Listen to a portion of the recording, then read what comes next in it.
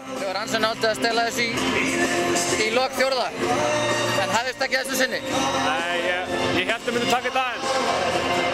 við fórum bara að hugsa, þú veist, eitt stopp og eins sókn alltaf og hérna held að myndi ganga upp en við náðum ekki skotin til lokin og þá getur ekki unnið. Já, ég held að sem betur í fyrra sko, við erum með svona öðruvísi lið.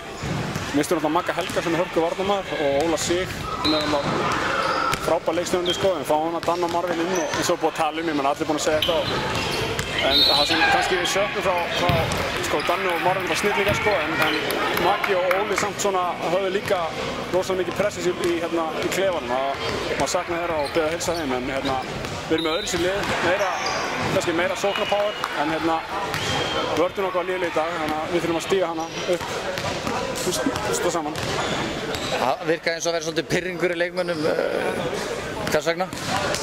Ég veit ekki alveg, við vorum frekar fljótir að hengja haus og samt sko,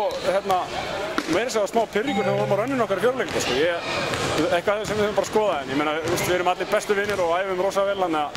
þetta er ekkert sem eitthvað vanalegt hjá okkur sko en það sé ekki bara að við vorum að spila illa og menn voru bara ósáttir við sjálfan sig.